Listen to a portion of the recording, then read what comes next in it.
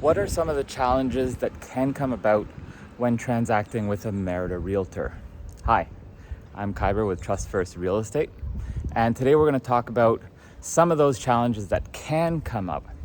Now, I want to preface by saying that there are many great realtors here, and this is not an analysis or a projection of the market as a whole. There are many great agents, and there are a lot of agents that really have no business in real estate and are extremely unqualified. So the first thing is a lot of people rather get 100% of nothing. Now, what do I mean by that? A lot of people get very emotional here when it comes to negotiations and their views of things. So I had a scenario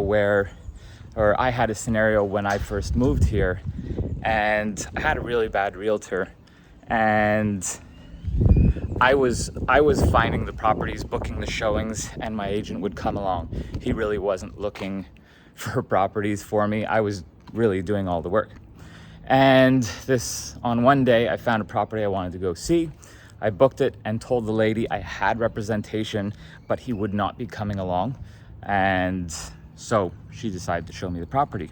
I liked the property. I wanted to make an offer, and I asked her for the details so that we could put the offer together. And then she told me that she was my representation and that I was not working with somebody else. This came as a shock to me because I did disclose the truth. And at that point, I felt bad because she had done the work of showing me that home. It wasn't a huge thing, right? It's an hour of her time, but still, I learned that she was not representing the seller. She was allowed to post the seller's pictures. It was a developer, but she would only get a commission from the buyer side. So she was not double-ending that deal. And I told her, listen, I feel bad. I spoke to my agent, and he's gonna take it from here, but we feel that it's only fair that you get half of his commission.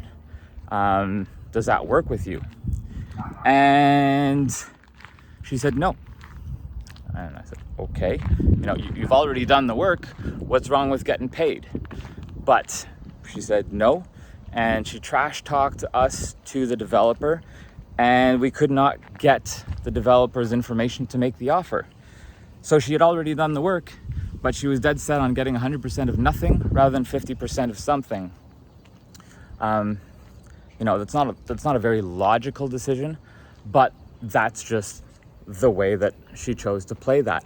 And after, being in the market for a while, I learned that that's actually not uncommon. So the next thing is you have very hardworking agents and very lazy agents. There doesn't seem to be much in between. And while in Canada and the US, you can get away with, I'm squinting here, you can get away with a lazy agent because there's an MLS and every property that's for sale is on that MLS. Here, that doesn't work because an agent really has to find all the properties and scour all the websites and be well networked to find you the best property because there is no MLS. So that's the danger of really not having the right representation. Never mind all the scammers and everything, but having one that's just trying to get by, you really won't see all the houses that are available to you that meet your criteria. Now, client theft. The big thing here is agents trying to steal other agents' clients and trying to double end a deal or just straight out steal a client. Now, what would that look like? Typically, what it would look like is the listing agent, right, the seller's agent, would contact you. Let's say they get you a loan. If you're a buyer, for example, they would get you a loan and they would say, hey, we'll knock 10 grand off the sale price if you ditch your agent and deal directly with us. And while unethical, that might seem like a good deal for you. But here's the problem. If you were to get a divorce, would you go to your partner's lawyer and say, hey, can you represent me? Of course not. It's a conflict of interest.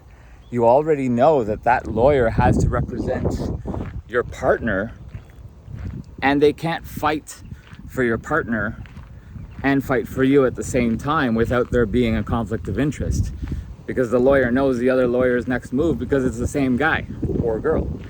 So it really doesn't make sense, and you're really not protecting yourself properly if you were to, go behind your agent's back, and it's just a really dangerous move. But it doesn't happen. It doesn't happen very often, but it is something that we've observed here in Merida, and that would definitely fall into the category of agent that really has no business being in the real estate market.